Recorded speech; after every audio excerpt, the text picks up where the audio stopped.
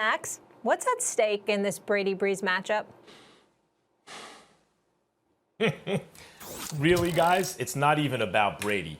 What's at stake is really about Drew Brees. Tom Brady's already accomplished enough to say you can't call this season a failure. They won double-digit games. They got to the playoffs. He's 116 years old, Tom Brady, and he has 6 championships. Drew Brees has his best chance on paper to win a championship, maybe since the last time he won a championship, and he's got 1 to his name. And Brees is in that echelon of all-time quarterbacks farther down on the list. 2 Super Bowls would really enhance his legacy. Tom Brady, I mean, anything he does from here on out is gravy. If he gets to the AFC Championship game, wow, what an accomplishment. And anything more than that is amazing. Drew Brees is leading maybe the best all-around team in football. Guys, the only reason I'm not taking the Saints to get out of the NFC is because if things keep progressing this way, they're going to have to go to Green Bay. If Green Bay beats the Rams, the Saints beat the Bucs, they'll have to go to Green Bay. And I don't like the Saints at Green Bay the way I would like them if they were at home. Otherwise, I'd take them to get out of the conference. So really, to me, what's at stake here is Drew Brees has a real and maybe the last opportunity to enhance his already legendary resume. Well, I don't disagree with that, but I would say this. It's something at stake for Brady from the standpoint that, damn, you're approaching the swan song, time of your career at age 43, being away from the New England Patriots, getting to the postseason, no doubt, throwing 40 touchdowns in the season. We get all of that. But you're going to lose 3 times to Drew Brees in the same season? Yeah, exactly. I mean, I think that's a bit problematic. I mean, now if you split with them during the season and then you just happen to lose or whatever, you know what, it is what it is. But, last time you played them, you got stomped on your home turf.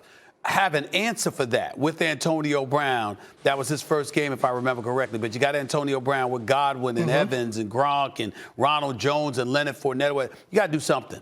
You got to do something. Lose because your defense can't stop Drew Brees and Michael Thomas and Alvin Kamara and Emmanuel Sanders and those boys. Lose because, it's a shootout and you dropped 40, but they scored 41 or 45 or 50. But you can't get stomped the way they got stomped the last time they faced one another when they were in Tampa, and then you end up losing 3 games in a row, 3 games in the same season to Drew Brees, and no one's going to notice that. Nah, it doesn't work that way. Tom Brady's got to show up. Win, lose, or draw, he's got to show up, and they got to put some points on the board. And the loss can't be because your offense got blitzed and stomped, and you ended up going home in that fashion.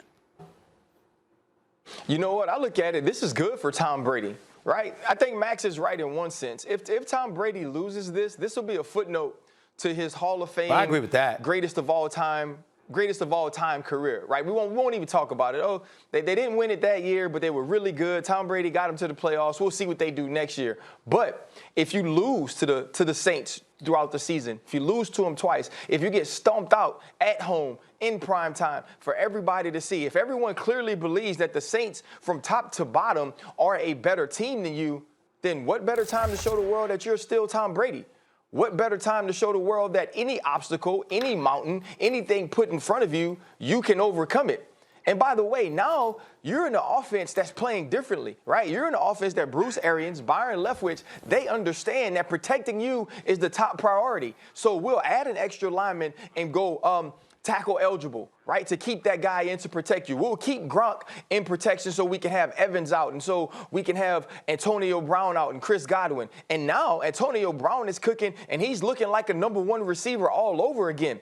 And you get an opportunity to go to New Orleans against one of the all-time greats in Drew Brees, against one of the best defenses in the entire NFL, a defense that has totally dominated you in both attempts this year.